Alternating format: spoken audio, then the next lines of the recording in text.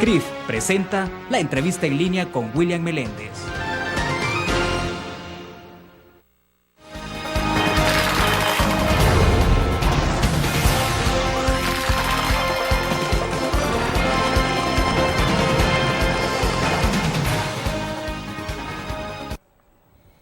Buenos días, es martes 11 de enero de 2012. Es un gusto que nos acompañen en la entrevista en línea. Estamos transmitiendo en tiempo real desde la sala de redacción de la Prensa Gráfica.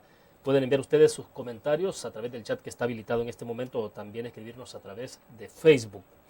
Este día vamos a hablar de acuerdos de paz, especialmente de la parte referida a la Fuerza Armada, del cumplimiento del acuerdo por parte de la institución castrense, de cómo se encuentra el país 20 años después y también de los nuevos desafíos planteados para el ejército en tiempos de paz. Hay varios temas en agenda.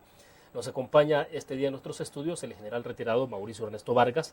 Él es firmante del acuerdo de paz que se dio justamente el 16 de enero en el castillo de Chapultepec. General, bienvenido, un gusto.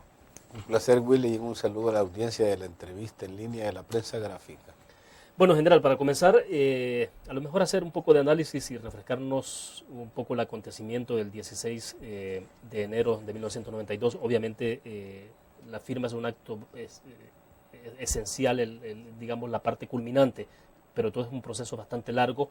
Y recuerdo que en el marco de ese proceso se hablaba, por ejemplo, del nudo gordiano de la negociación y se hacía referencia a la Fuerza Armada. Refresquenos un poco qué significó eso. Bueno, es un proceso de 28 meses, 3 días. Estamos hablando, para poner en contexto a la audiencia, antes de Contadora, cuando solo estaban los problemas de Nicaragua y de Guatemala, que ya habían esfuerzos de la diplomacia multilateral por la pacificación de la región. Al año de 1981 ingresa El Salvador. Estamos en la concepción bipolar del mundo. Hoy es un mundo unipolar. En esa concepción, tanto la bipolaridad, entiéndase la Unión Soviética y los Estados Unidos de Norteamérica, tienen áreas de seguridad, áreas de interés y áreas de influencia. Lo mismo tiene la contraparte, seguridad, interés e influencia. El área de seguridad de los Estados Unidos de Norteamérica tenía un portaaviones en Cuba y una cabeza de playa en Nicaragua. Entonces metieron todo en la carne al asador en la región y ellos estaban defendiendo su traspatio, decían. Porque hay que ser claro en esto, los Estados Unidos de Norteamérica no estuvieron en la región por filantropía, estuvieron por intereses. Ojo, por tanto nosotros tenemos que saber que nuestros intereses están ligados a los intereses de nuestros aliados. Y tenemos que conjuntarlos porque queremos amigos, pero no amos. Y eso tenemos que tenerlo bien claro. En ese contexto se incendia Centroamérica. Pero viene la caída del muro de Berlín en el año 1989. Exacto. Que descompresiona. Pero como todavía es incierto si va a durar o no va a durar, hay ánimos en esa situación. En ese sentido, el enemigo fundamental del FMLN era las Fuerzas Armadas. Y ellos comienzan una negociación táctica dentro de la bipolaridad que la llevan durante todo el proceso de Contadora, la llevan durante todo el proceso de Esquipulas, la llevan durante todo el proceso que culmina con el proceso de Chapultepec. Cuando nosotros llegamos a Moravia, Costa Rica, septiembre de 1989, el FMLN presenta una propuesta que se llama Propuesta del FMLN para la Democratización del Salvador, 1989. Sí, sí. Era para que se le pegara una patada a la mesa esa propuesta. El gobierno se mantiene, les dice que no se puede, pero estaba montada la ofensiva. Porque en noviembre... Exacto, el 11 de noviembre. Cae encima la ofensiva. Exacto. Entonces, todos estos elementos, en ese documento específicamente, está la destrucción, la abolición de la Fuerza Armada. Va, de acuerdo. General, cuando usted comenzó en su primera intervención, decía, por ejemplo, el caso de la bipolaridad a nivel mundial, Rusia, la Unión Soviética, Estados Unidos. Ahora, pero algunos analistas estiman de que tratan de no ver esa parte, de que el conflicto salvadoreño no se circunscribió en esa bipolaridad, sino más bien y se van a las causas del conflicto, las causas internas del conflicto, y se trata de explicar el conflicto a partir de esos problemas internos, no de esa bipolaridad. Es imposible desvincular el conflicto salvadoreño de esa gran confrontación a nivel mundial. Totalmente, totalmente. Si eran actores determinantes. Definitivamente hubo dos escuelas de pensamiento político en el conflicto salvadoreño, precisamente lo que tú planteas, la escuela estructuralista y la escuela intervencionista. ¿Cuál era el error del pensamiento político de la escuela intervencionista, que decía que los comunistas o la intervención de Estados Unidos eran la causa de los problemas de la región o del país, pero únicamente esos, no veían los factores estructurales? Y la escuela de pensamiento estructuralista decía que solo los pensamientos estructuralistas eran, cuando era miope quedarse o con una o con la otra. Por eso es que nunca había solución. Si usted puede ver el acuerdo de paz pone fin a la intervención y hace una reforma al sistema político que nos lleve a la solución de cambios estructurales en plenas libertades y en cumplimiento de las leyes. O sea, que es la incorporación de la sociedad a los cambios propiamente, que son parte, indiscutiblemente que son parte, pero no solo ellos. Ya. Pero vaya, y entonces, general, perdone, ¿por qué entonces el ejército aparece? Usted dice en el 89 se presenta un documento en el momento en que estaba ya prácticamente en pleno desarrollo la ofensiva, es decir, no había iniciado, pero estaba en desarrollo el montaje de la ofensiva del 11 de noviembre del 89. ¿El ejército continúa estando ahí, o sea, en todo ese proceso? ¿Cómo así? Es decir, se ubica en el centro de la tormenta, está el ejército. Sí. Claro que sí, porque es una lucha político-ideológica. Y la sostenibilidad de la institucionalidad de un país está en la fuerza. Y la fuerza estaba representada en la institución armada, en las armas. Y eso es lo que hay que pegarle para darle. ¿Qué pasó en Nicaragua? Veámoslo así gráficamente para tantos niños que no vivió la guerra y que cree que la paz es historia. No, exactamente, y tenemos jóvenes de 20 años que nacieron en el 92, no conocen de esto. Y si nos vamos más atrás todavía. Porque no vivieron la guerra, pero hay que hacerles ver a estos hipotes que la paz es una visión constante, que la paz es de todos los días, que a la paz hay que incorporarse, que ya no podemos seguir con el asistencialismo o que creer que la paz se firma por decreto. Entonces, ¿qué pasó en Nicaragua? En Nicaragua le pegaron a la institucionalidad que amorfa o con todos sus errores y sus virtudes era la institucionalidad que sostenía el sistema republicano, democrático y representativo de Nicaragua. Le pegaron y tomaron el poder. Luego viene, Daniel Ortega, y quiere continuar en la reelección como lo están haciendo ahora en América del Sur, y aún aquí como que ya hay algunos visos por ahí de cambios constitucionales en esa dirección, y tiene que venir la contra.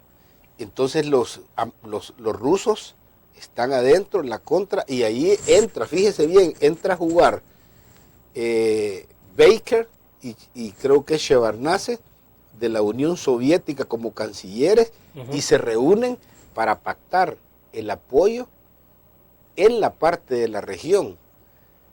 O sea que si aquel le sigue tirando queroseno al fuego y este le sigue tirando queroseno al fuego, el incendio no se va a apagar. Por eso creer que la bipolaridad no juega un papel determinante, no único, determinante, como son dos. No va a suprimir uno sin atacar el otro. Tienen que ser los dos paralelos, y por eso usted ve el acuerdo de paz, saca la intervención quita el conflicto militar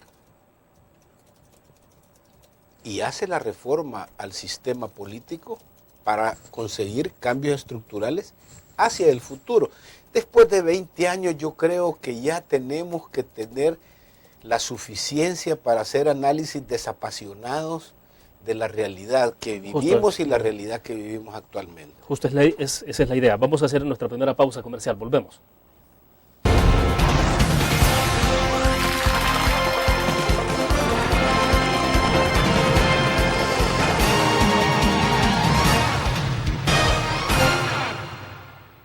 ¿Qué te parece si este año descubres nuevos destinos?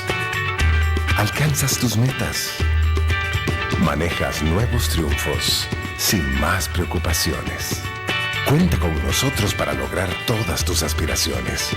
Los créditos de la Agrícola te acompañan para que puedas crecer hasta donde te lo has propuesto. Solicítalos al 2210-9800 en bancoagrícola.com o en agencias. Banco Agrícola. Las elecciones sirven para que con nuestro voto corrijamos lo que funciona mal en el país. Y nuestro país funciona mal porque el poder total del FMLN lo ha llevado al abuso y la arbitrariedad. Con ese abuso de poder, el gobierno del FMLN impone a la Asamblea Legislativa soluciones equivocadas, como la del gas o el aumento de impuestos. Por eso necesitamos un sano balance de poder para que juntos encontremos las mejores soluciones y eliminemos del país la corrupción. Te proponemos una asamblea con una mayoría de diputados que sean el sano balance de poder que el país necesita. En Arena somos gente de trabajo a tu servicio.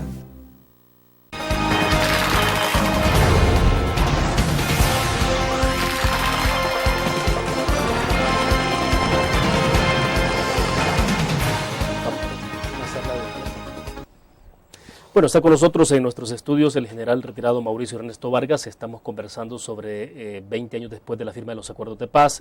Nos interesa mucho el tema del ejército, que ya lo vamos a comenzar a abordar en el análisis suyo, general, desde luego.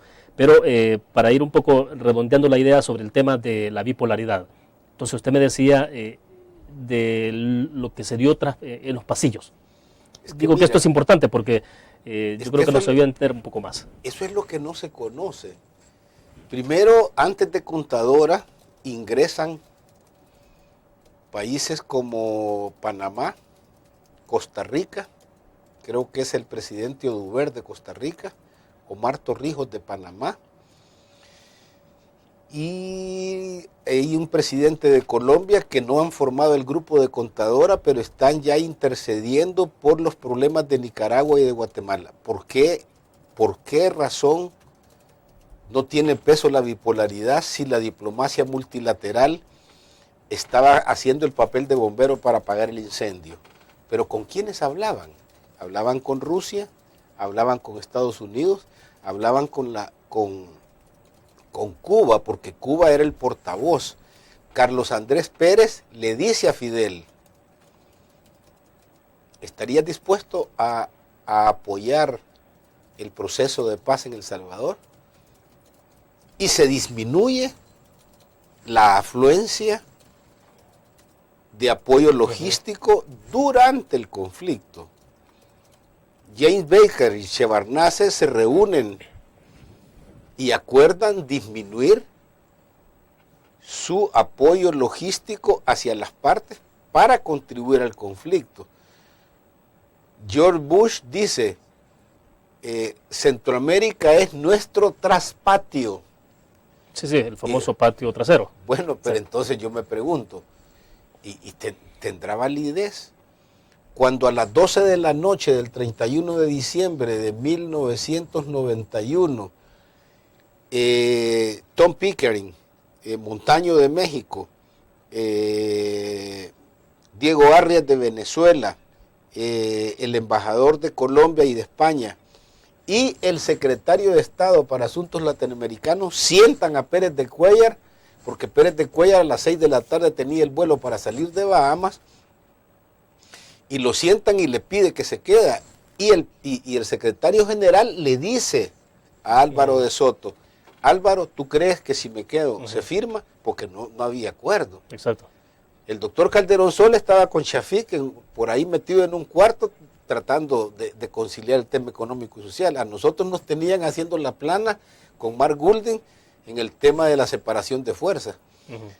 Y todavía Álvaro de Soto le dice a ¿cómo se llama?, a Pérez de Cuéllar, señor secretario general, sus canas de estadistas ya fueron suficientes en este proceso. Quiere decir que le dice no se quede. Y el subsecretario para Asuntos Latinoamericanos, Aronson, presiona al secretario general junto con los embajadores y lo hacen que se quede. Y fíjese qué significativo, que a las 0:45, el mandato de Pérez de Cuéllar terminaba a las 12 de la noche. O sea, que todo lo que pasara de las 12 de la noche ya no lo podía firmar. Hubo un retraso político del reloj porque la firma fue a las 0:45 del 1 de enero. O sea, por conveniencia política, en el afán de que se acabara el asunto, se prorrogó de forma tácita. Entonces mi pregunta es, yo digo que Boutros Ghali dejó de tener 45 minutos en su mandato porque Pérez de Cuéllar los usó. Punto. Así lo veo yo. Digo, hay un retraso político del reloj, no un retraso material. Digo, la diplomacia multilateral jugó un papel súper importante en nuestra situación. Entonces, ¿existe la bipolaridad o no? ¿O eran dos parroquianos que se pasan peleando en el barrio?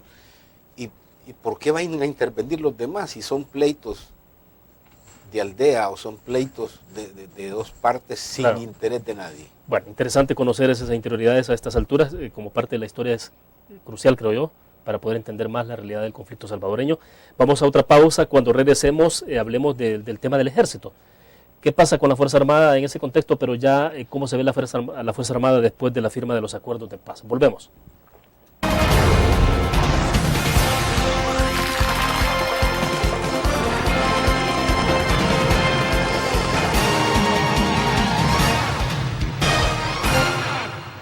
¿Qué te parece si este año estrenas ilusiones? Descubres nuevos destinos. Construyes tu futuro sin más preocupaciones. Cuenta con nosotros para lograr todas tus aspiraciones. Los créditos del Agrícola te acompañan para que puedas crecer hasta donde te lo has propuesto. Solicítalos al 2210-9800 en bancoagricola.com o en agencias. Banco Agrícola. Las elecciones sirven para que con nuestro voto corrijamos lo que funciona mal en el país. Y nuestro país funciona mal porque el poder total del FMLN lo ha llevado al abuso y la arbitrariedad. Con ese abuso de poder, el gobierno del FMLN impone a la Asamblea Legislativa soluciones equivocadas, como la del gas o el aumento de impuestos. Por eso necesitamos un sano balance de poder para que juntos encontremos las mejores soluciones y eliminemos del país la corrupción. Te proponemos una asamblea con una mayoría de diputados que sean el sano balance de poder que el país necesita. En Arena somos gente de trabajo a tu servicio.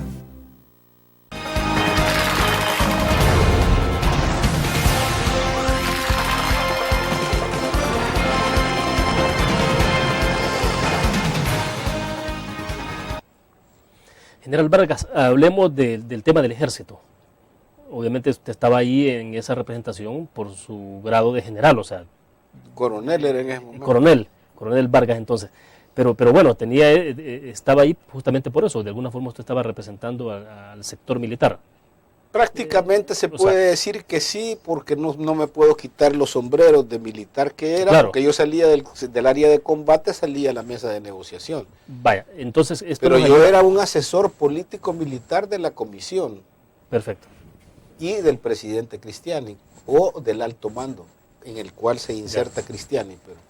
Bien, entonces el papel del ejército, ¿cómo se ve una vez firmado el acuerdo de paz? Y si lo podemos analizar en perspectiva en los 20 años, ¿cómo ha visto el papel, la actitud, la decisión de la Fuerza Armada? Mire, yo creo que hay que desmistificar de tajo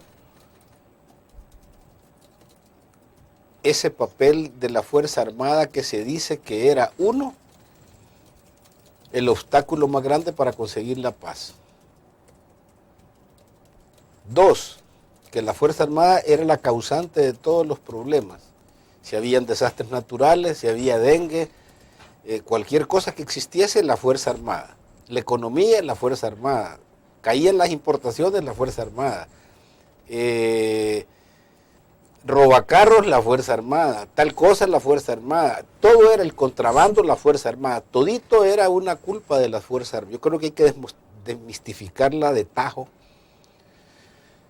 porque el acuerdo de paz tuvo una virtud impresionantemente alta que muy poco se valora internamente. Tuvo liderazgos de primer nivel en el momento adecuado. La comandancia del FMLN y en el caso Cristiani, Ponce, Cepeda y el general Rubio se jugaron el papel que tenían que jugarse. Nosotros concluimos, hacer la guerra es una tarea militar, hacer la paz es una tarea política. Fíjese qué concepto el cual se construye y se pone en una pizarra y se comienza a analizar los esfuerzos que se hacen al interior de la Fuerza Armada para informar e impulsar el proceso. Esto nos llevó a cosas de los pasillos, que yo le llamo, a 2 asambleas generales de señores comandantes con el alto mando, en la cual se decidía. La primera fue aproximadamente antes de julio de 1991, donde en esa se determina si el representante de la Fuerza Armada continuaba y si se daba el aval para lo que se había acordado hasta ese momento del acuerdo de paz. Y hasta ese momento el general Mauricio Ernesto Vargas, entonces coronel del ejército, no comienza a tener esos roces internos, porque a usted en algún momento lo señalan. Claro, sí.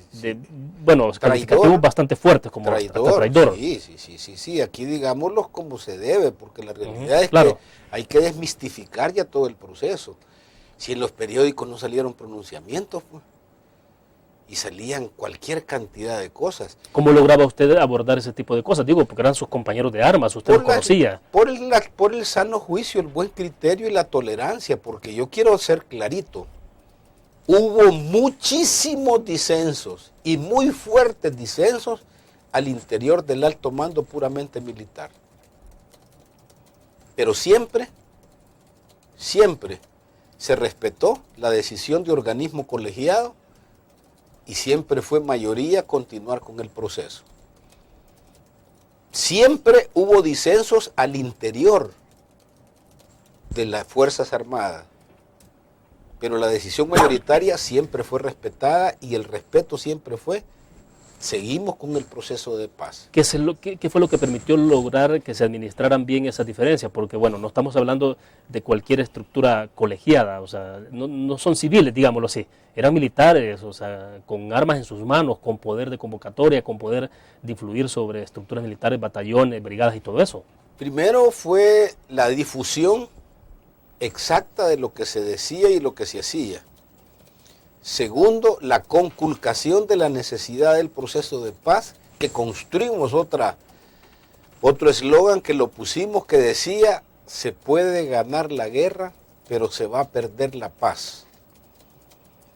Y a continuación de ello decía: la guerrilla podrá ser derrotada militarmente, pero jamás para obtener la paz por la vía militar.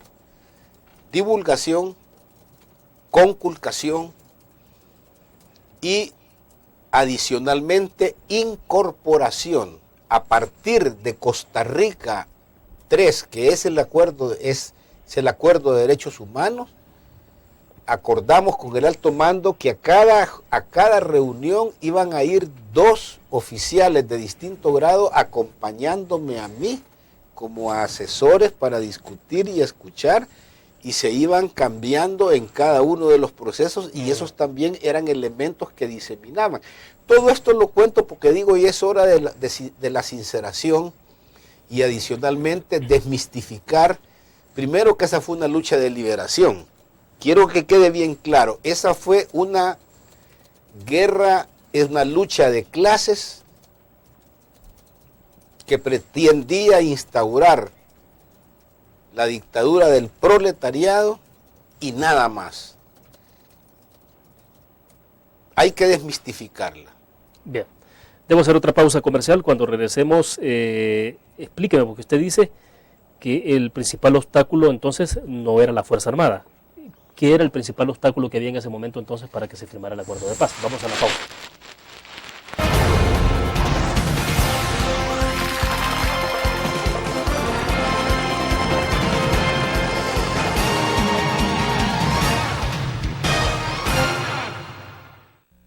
¿Qué te parece si este año alcanzas tus metas? Construyes tu futuro. Enfrentas nuevos retos sin más preocupaciones. Cuenta con nosotros para lograr todas tus aspiraciones. Los créditos de la Agrícola te acompañan para que puedas crecer hasta donde te lo has propuesto. Solicítalos al 2210-9800 en bancoagricola.com o en agencias. Banco Agrícola.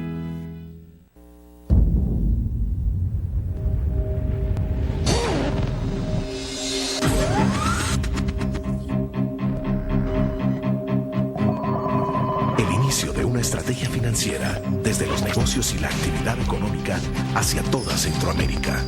El Economista Regional, una revista especializada donde encuentras el panorama empresarial y los principales movimientos financieros. El Economista, el modelo regional de información económica.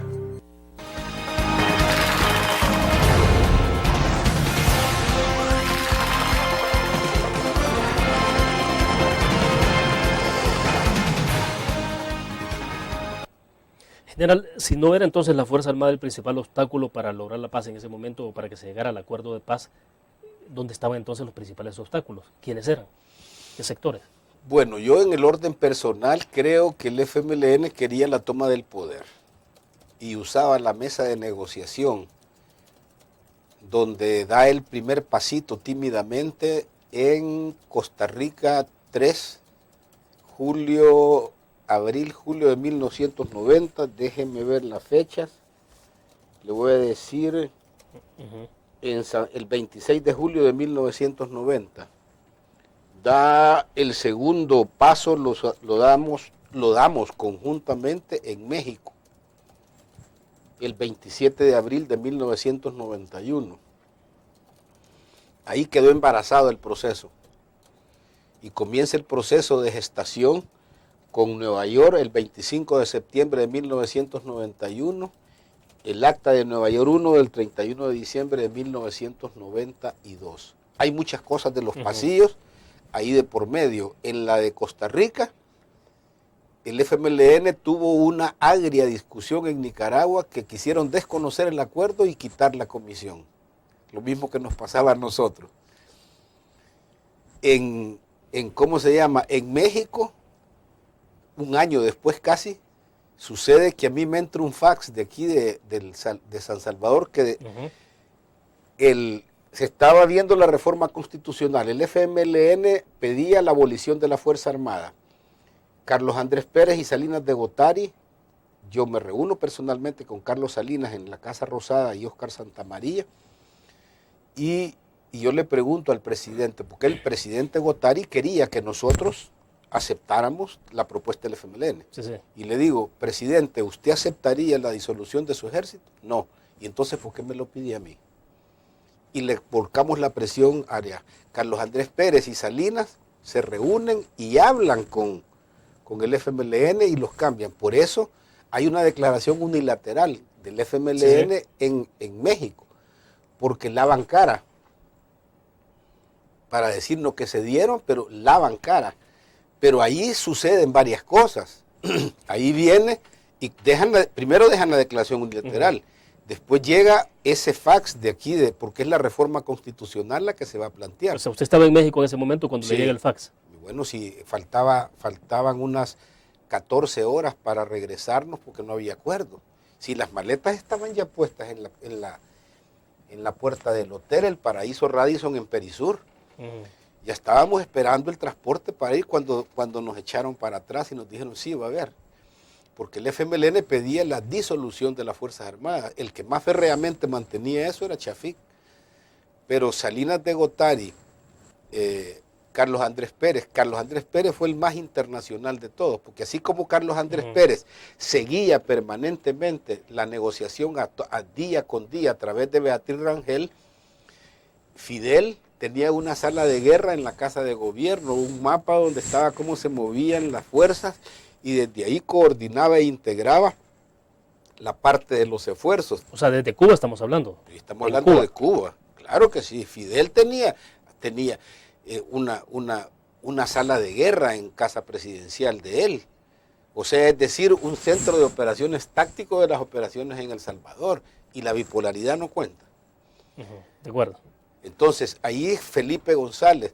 Y el artículo 211, ellos pedían la supresión de la Fuerza Armada, pidieron quitar del capítulo de Fuerza Armada de la Constitución y pasarlo al Poder Ejecutivo. Y por último pidieron la modificación del artículo 211. Este es un incidente bastante delicado de los pasillos. Eran más o menos como las 1 de la mañana cuando entra un fax de San Salvador. El artículo 211 dice: la Fuerza Armada es una institución permanente al servicio de la nación. Y entra una redacción que decían que se analizara y se estudiara, y decía, la misión permanente de la Fuerza Armada, institución permanente. O sea que ya le cambiaban, lo permanente era la misión, ya no la institución. Y yo le hablé al general Ponce y al general Rubio y les dije, miren, ha entrado esto, pero ¿y dónde llega? De ahí váyanse para Casa Presidencial, porque de ahí tienen que estar, tienen que haber pero entonces los políticos estaban tomando esa decisión sin involucrar a los militares. Me da la impresión de que tratando de buenos componedores y sin conocer el contexto, redactar una cosa como que es un poema es bien fácil. Pero definitivamente yo le dije, para concluir por razón del tiempo, yo les dije, yo no firmo esto y si por eso me van a dar la baja o me quitan de la comisión, no tengo ningún problema en aceptarlo. Pero yo no voy a ser el primer ejemplo en la historia de la humanidad de un suicidio institucional.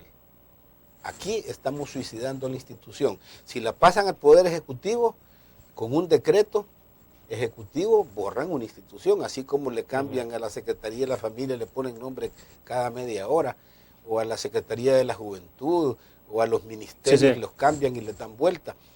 De igual manera podían haber hecho con la Fuerza Armada. Y quitándole el carácter permanente, ya no había que ir a una consulta popular y a una reforma constitucional, sino que directamente se podía hacer. Bueno, el ejército no se disolvió, continúa. ¿Qué es del ejército entonces 20 años después? Vamos a la pausa comercial y usted me contesta al regreso. Volvemos.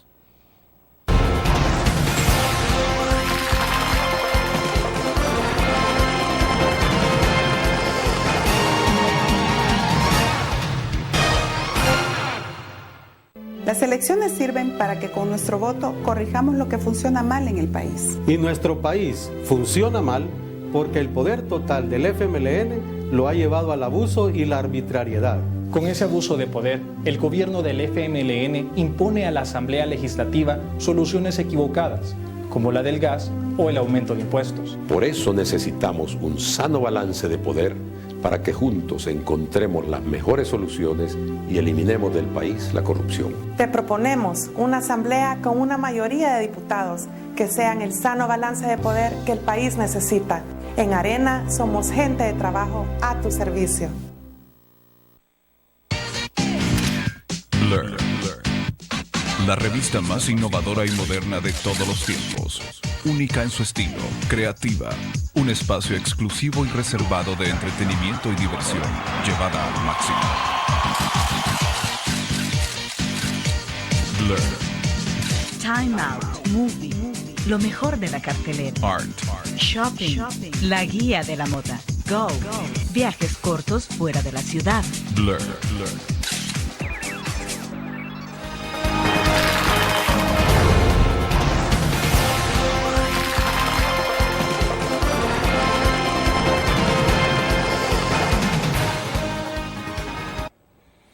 Bueno, Bueno, general, entonces, ¿qué hay del ejército? Porque nos ha narrado usted todo lo que pasó alrededor de la Fuerza Armada, el detalle del famoso fax que le llegó, al punto que usted tuvo de renunciar a la comisión negociadora, pero ¿qué ha pasado con el ejército 20 años después? O sea, ¿qué es lo que estamos viendo? Si lo queremos ver por partes, podemos decir primero que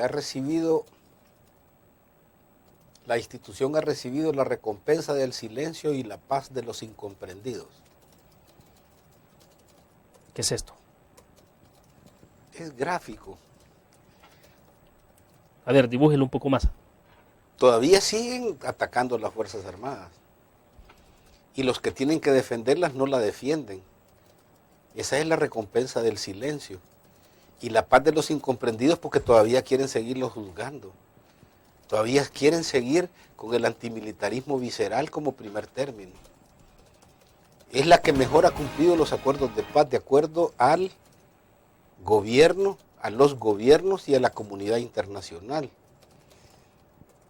Y para todos aquellos que pidieron la disolución permanente de la Fuerza Armada, fíjese bien lo que le voy a decir, y usted, amigo que esté en línea, la Fuerza Armada es el soporte principal del gobierno del FMLN con el señor presidente Mauricio Funes.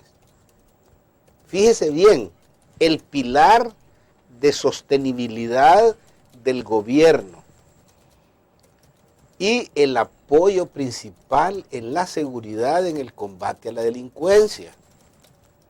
Ya no nos podemos seguir viendo como héroes o villanos, como blancos o negros, o como buenos o malos. La realidad está a la vista y será prácticamente cada quien que juzgue los méritos o deméritos que tiene cada uno de los que se participaron y pusieron una cuota de mucho amor y sacrificio en este proceso de paz para todos los salvadoreños. Ahora, el escenario que tenemos en este momento del papel que está jugando la Fuerza Armada en el tema de seguridad era totalmente impensable hace 20 años. O sea, la tendencia, en todo caso también del FMLN, era presionar por la disolución, claro, lo que estábamos hablando. Es que por eso digo, la paradoja... O sea, ahí hay una ironía, una paradoja en la vida. Hay una paradoja de que los que pidieron y los que siguen pidiendo la disolución de la Fuerza Armada, los que hacen aspavientos y pataletas de niño malcriado, porque una persona militar retirado va a un cargo, es violatorio a los acuerdos de paz y es militarizar nuevamente la sociedad. Cuando la militarización de la sociedad se entendía en el contexto que toda la seguridad era una dependencia del Ministerio de la Defensa, no patrimonio de personas. Porque la reforma constitucional lo que dice es la seguridad pública será una institución separada de las Fuerzas Armadas. Eso se entiende desmilitarizar.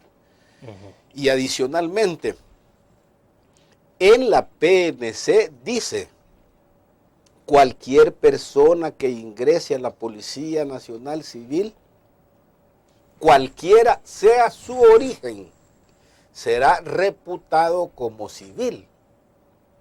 Y está escrito en el acuerdo y es violatorio.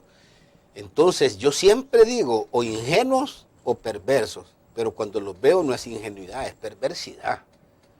Ahí sí no hay pele.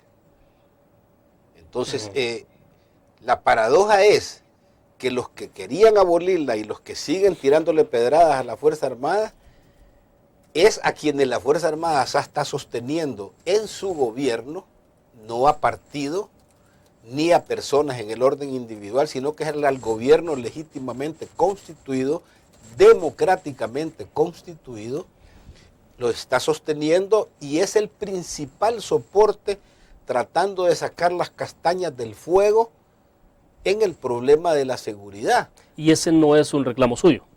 Digo, no lo plantea usted. Para mí es un señalamiento realmente de las inconsistencias y de las incongruencias de aquellos que atacan la institucionalidad de las Fuerzas Armadas.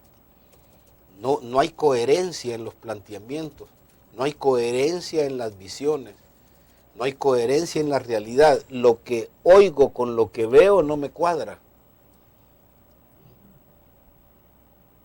Hoy ya están hablando de un pura sangre porque los media sangre... No, miren, eso vamos a platicarlo otro día, pero realmente a mí lo que sí quiero dejar claro, se lo dije en una de las partes, muy sutilmente, era desmistificar que los militares han sido el problema. Los problemas, todos somos parte del problema, por tanto todos somos parte de la solución. El que tenga pecado que lo pague y el que no lo pague. De acuerdo. Vamos a hacer otra pausa comercial, volvemos.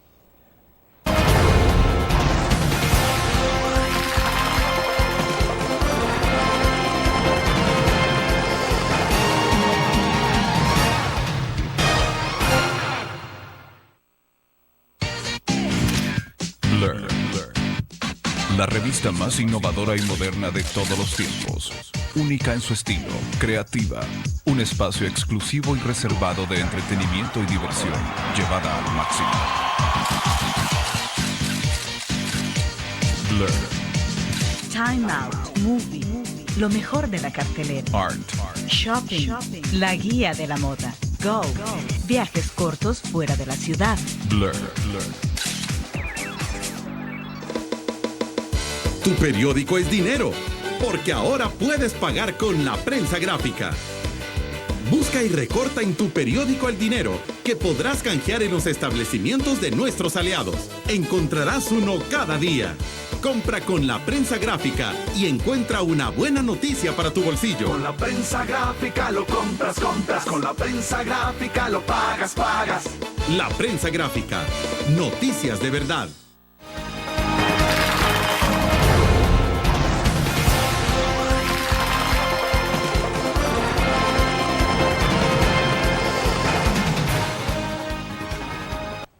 General Vargas, y entonces el papel que juega en este momento la Fuerza Armada en labores de seguridad, ¿se pensó en algún momento que eso terminaría siendo la Fuerza Armada después de 20 años? ¿O jamás se cruzó por la mente? Bueno, ya hablamos de que el intento era la disolución, ya hablamos de la parte que usted me explicaba, de la incoherencia que hay ahí, de las contradicciones de aquellos que querían la disolución y ahora pues están, no sé, usufructuando, no sé, siendo soportados por la misma institucionalidad que tiene la Fuerza Armada. Pero el papel de seguridad pública, general. El papel de seguridad pública queda contemplado en la reforma constitucional cuando se dice el carácter de la Fuerza Armada y se dice que su carácter es instrumental de los órganos del Estado. Entiéndase poder judicial, poder legislativo y poder ejecutivo dentro de sus áreas de competencia. Y dice que podrá ser llamada en un momento determinado subsidiariamente en cualquiera de las misiones que le encomiende los órganos del Estado en sus atribuciones, y el Poder Ejecutivo tiene la seguridad. Y para ello se dice que habrá procedimientos que rijan todo ese planteamiento. Por tanto, no se deseaba, pero se preveía que podía existir una necesidad, porque mire, la forma alocada en que se hizo la parte de la reducción de la Fuerza Armada y la desmovilización de la seguridad pública fue un atentado que estamos pagando el precio de no haber tenido la visión suficiente. ¿Qué debió darse en ese momento para no tener el resultado que tenemos ahora? Una gradualidad, porque prácticamente la policía rural nos quedamos con una policía naciente que no tenía una pizca de experiencia, que no tenía los elementos suficientes y dejamos el campo. Perdón, ¿esto de gradualidad se refiere a la gradualidad en el desmontaje de los cuerpos de seguridad, de la reducción de la Fuerza Armada? El traslape, que de una forma, que fuera de una forma que no permitiera, o que dijera yo, que permitiera el menor error posible. Bueno, pero a estas alturas todavía se sigue cuestionando el hecho de que hay cuotas dentro de la Policía Nacional Civil y que las cuotas están entorpeciendo porque la cuota de los militares es la cuota de quienes vienen de la exguerrilla. Mire, es decir, seguimos todavía con eso. Era imposible. En aquel momento era más complejo todavía, pues era impensable. No, pero es que en ese momento no había otra manera. ¿Y cómo ibas a incorporar a tu gente? Vos como líder, ¿cómo los vas a incorporar a decirles, miren, se terminó la guerra? Yo no te ideologicé a ti para decirte, miren, ya váyanse para su casa. Yo te ideologicé a ti para decirte, aquí estamos en casa presidencial. Claro. ¿Okay? Yo no entré al conflicto ni entrené a mis soldados para estar sentados en una mesa de negociación. Yo los entrené para hacer un desfile triunfal sobre la Roosevelt. Pero esa era tarea militar, la tarea política era hacer la paz. En ese sentido, desmistifiquemos lo de cuotas. Mire, el acuerdo lo que dice es que podrán entrar de ambas partes. Fíjense bien, de ambas partes. Que si entra uno, tiene que ser uno y uno. Y que no podrá ser más del 20% de la cuota de la configuración de la Policía Nacional Civil. Claro. Vaya usted a verificar esa cuota, verifique esa cuota del FMLN y de los miembros de la Fuerza Armada, de los cuerpos de seguridad habrá un 15%. Bueno, pero eso es fácil verificarlo, es decir, quien fue agente de seguridad de la Guardia, de la Policía, pues no cuesta identificar quiénes son. Pero de los otros sí, otra cuota, y te lo voy a demostrar. Ellos desmovilizaron, de acuerdo a los documentos, desmovilizaron como entre 10 y 13 mil personas, si mal no me equivoco, porque ya 20 años la mente no es muy fidedigna y la edad que ya también tiene un poco que ver con eso.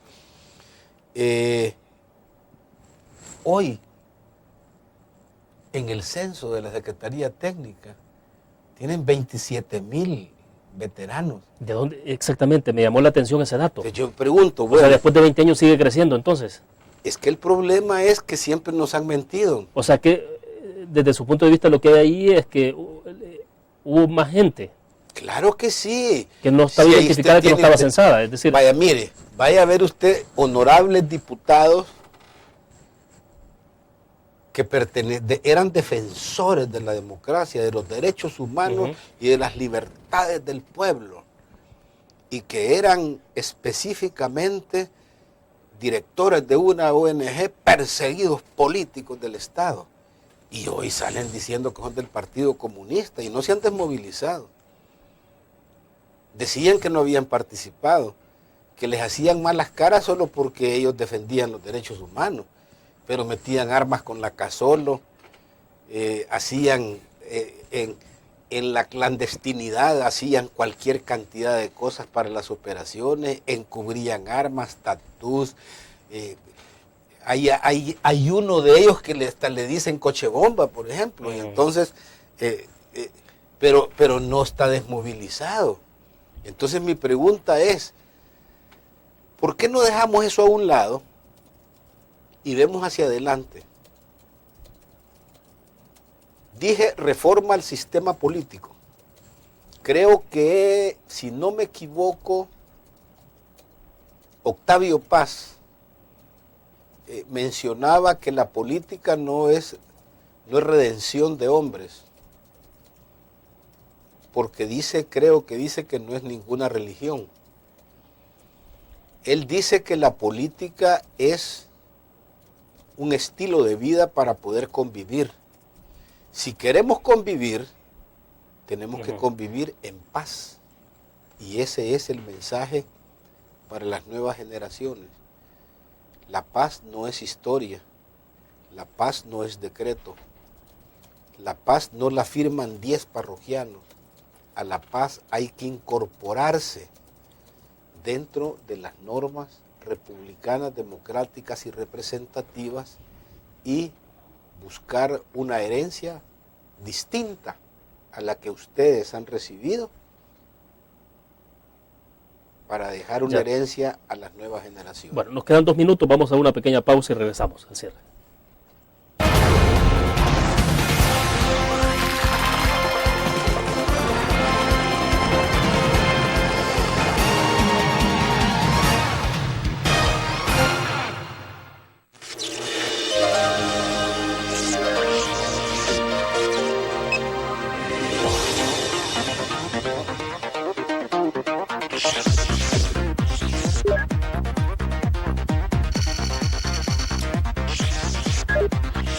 Estimulamos tus sentidos para que leas, veas, escuches e interactúes con la verdad.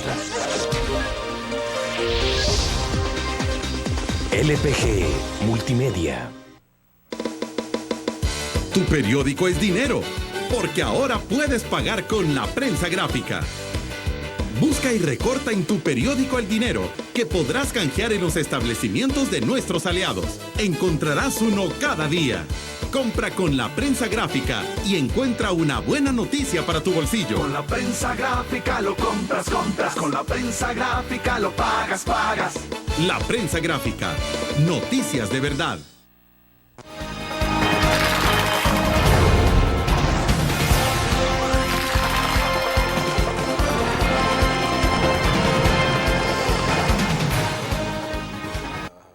Bueno, general, entonces estamos al cierre de la entrevista en línea y quisiera que nos dijera usted entonces cómo ve el país, para dónde va el país 20 años después. Bueno, el país yo lo veo con un optimismo moderado. Yo lo veo con el beneficio de la esperanza. Con el beneficio de la esperanza que entendamos que no podemos seguir desarrollando en determinados aspectos, específicamente este que estamos tratando, que es la paz del Salvador. No podemos seguir pensando en agendas personales, en agendas partidarias o en agendas sectoriales. Tenemos que avanzar, tenemos que caminar, tenemos que ceder.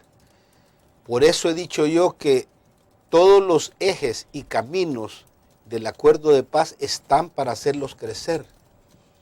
No están para refundar algo en una condición diferente, en una situación diferente, con personajes que no saben ni de qué estamos hablando ni de dónde venimos, sino que construyamos en los campos económicos, políticos y sociales, en amplias libertades y en el respeto de las leyes, un crecimiento de todos los salvadoreños, donde el Consejo Económico y Social tiene que dar frutos.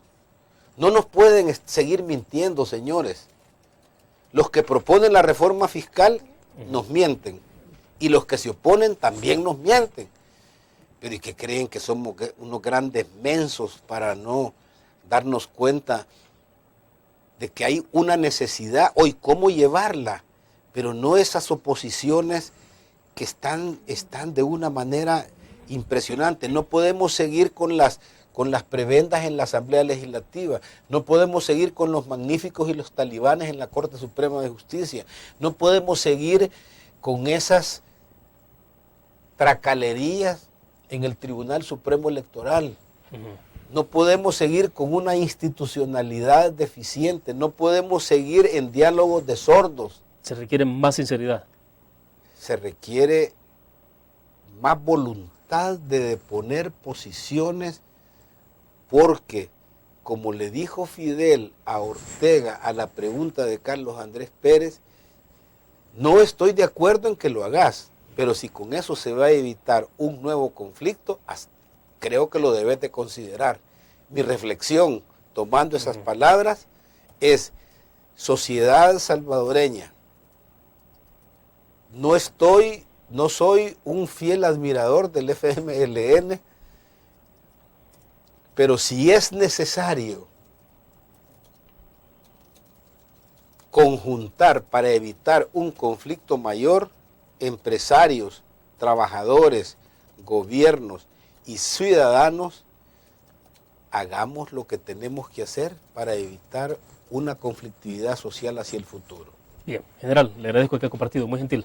A la orden. Bien, terminamos de esta manera la entrevista en línea. Gracias a ustedes por la fiel sintonía. Nos vemos mañana. Nos acompañará en estudio María Isabel Rodríguez, ministra de Salud de nuestro país. Nos vemos entonces.